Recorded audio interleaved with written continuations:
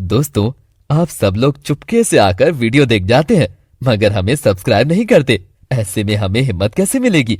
या ऐसे करेंगे तो आप तक अपडेट कैसे होगा कि आज नई कहानी आई है?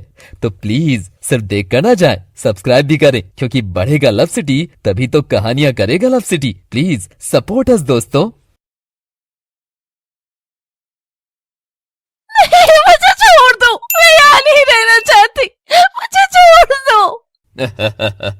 अब तेरा चाहना ना चाहना कोई मायने नहीं रखता। जिस प्यार में तू सब छोड़ आई है उसने तुझे यहाँ बेच डाला है।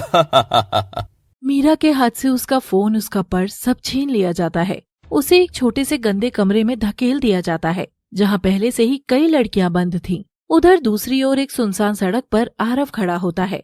उसकी आंखें भीगी हुई थीं। माफ कर दे मीरा, मुझसे ये सब मजबूरी में हुआ। मैं तुझे कभी चोट नहीं देना चाहता था, लेकिन मेरे पास और कोई रास्ता भी नहीं था। मीरा को खाने के लिए कुछ नहीं दिया जाता। कमरे की दीवारें गंदी हैं, फर्श ठंडा है। मीरा के पास बैठी लड़की बताती है, अगर तू उनके कहे मुताबिक नहीं चलेगी तो तुझे भूखा रखा जाएगा, मारा जाएगा और भी बहुत कुछ किया जाएगा। मैं ये सब नहीं करूँगी, चाहे मुझे मार ही क्यों न दे। अगले दिन मीरा को जबरदस्ती सजाया जाता है, कपड़े पहनाए जाते हैं, लेकिन वो चीखती है, रोती है, दिए हुए कपड़े फाड़ देती है। उसे पीटा जाता है, बाल खींचे जाते हैं, लेकिन वो झुकती नहीं। अगर ये ऐसे ही जिद करेगी तो इसका भी वही हाल करेंगे जो बाकी जिद्दी लड़कियों का किया था। हाँ? मैं मिट जाऊंगी, लेकिन अपने जिस्म को कभी किसी के सौदे का हिस्सा नहीं बनने दूंगी। एक कमरे में मीरा जमीन पर बैठी है। उसका चेहरा सूजा हुआ है, होठ फटे हैं, आंखों के नीचे काले घेरे हैं, लेकिन उसकी आंखों में अब भी हार नहीं है। एक बड़ी कुर्सी पर बैठी हुई, भारी मेकअप, लाल साड़ी में लिपटी एक औरत, जिसकी आंखों में चालाकी और चेहरे पे कठोरता है। बहुत अकड़ है तेरे अंदर, सुना है किसी की नहीं सुनती। मीरा जवाब नहीं देती। प्यार प्यार चिल्लाती रहती है ना, तो सुन, ये जो दुनिया है ना, यहाँ प्यार बिकता है और रोटी उससे बनती है।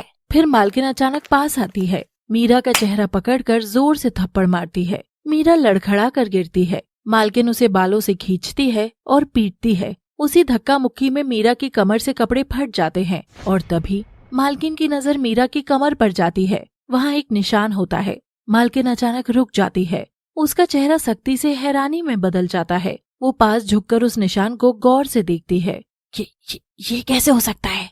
एक सिहरन उसके चेहरे पर दौड़ जाती है।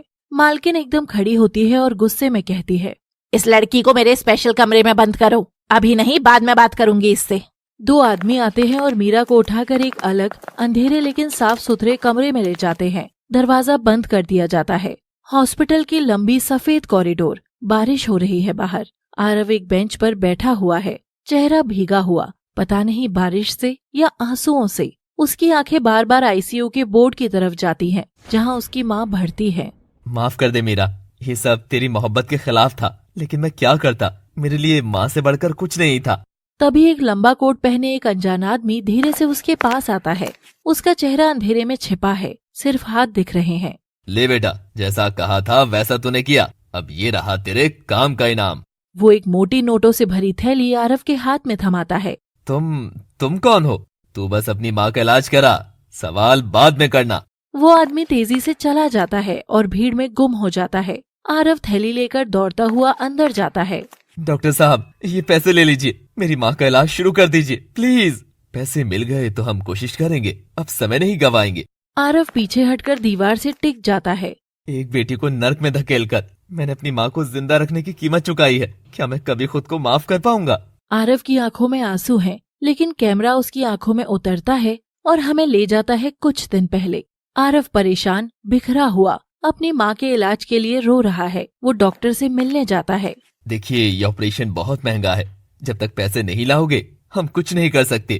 डॉक्टर साहब, मेरी माँ मर जाएगी, हम कुछ नहीं कर सकते, यह हॉस्पिटल कोई धर्मशाला नहीं है। डॉक्टर चला जाता है।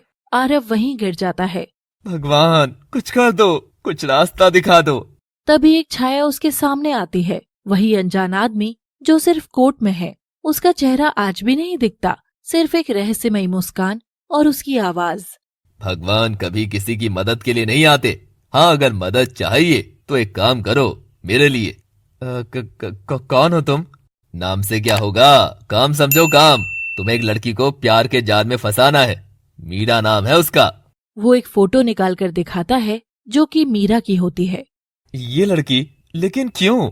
ये लड़की एक अमीर खानदान की औलाद है। बाप ने इसे त्याग दिया है। इसकी कीमत बहुत है। उसे हमारे लिए उपयोगी बनाना है। तुम इसे प्यार में फंसाओ, भरोसा दिलाओ और फिर हमें सौंप दो। इसके बदले तुझे बहुत बड़ी रकम मिलेगी।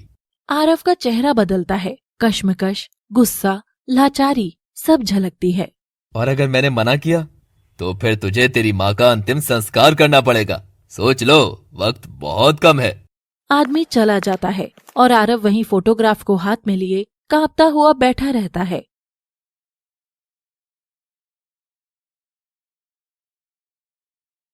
आरव हॉस्पिटल में दीवार से टिका होता है। उसके चेहरे पर पछतावे की स्याही है, लेकिन अब कुछ भी उसके बस में नहीं।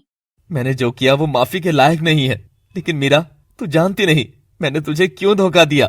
बड़े शीशे की दीवारों से शहर की रोशनी झांक रही है। कमरे में एक बड़ा शानदार चेयर है जिसमें एक ताकतवर आदमी बैठा है।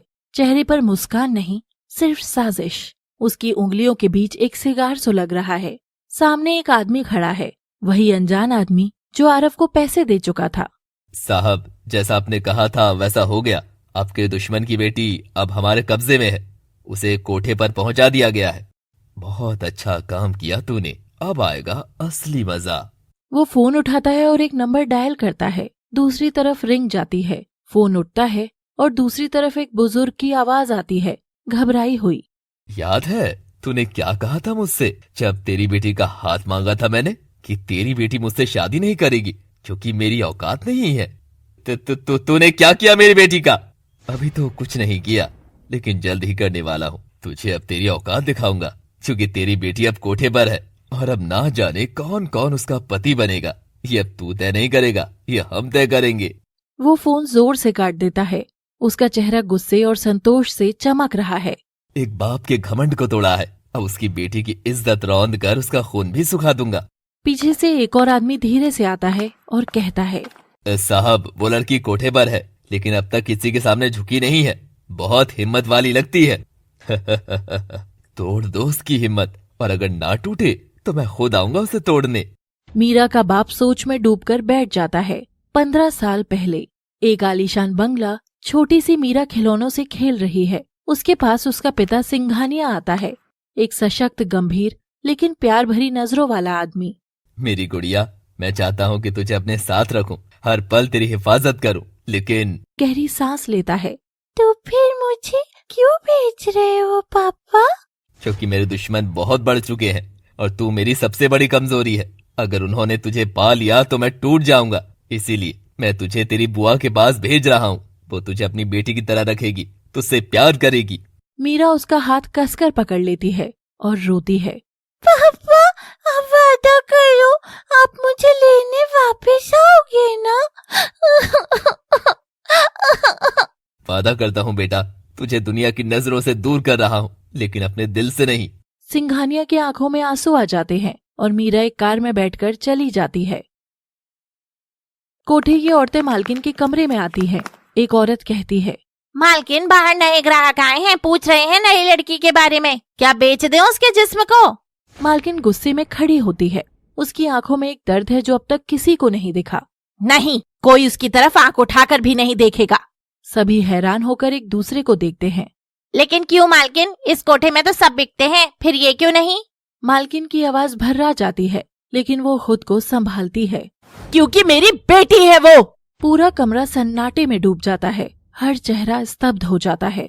आखिर कोठे वाली ने क्यों कहा मीरा को अपनी बेटी? कैसे छुड़ा पाएगा सिंघानिया अपनी बेटी को? क्या होगा अंत इस प्रेम कहानी का?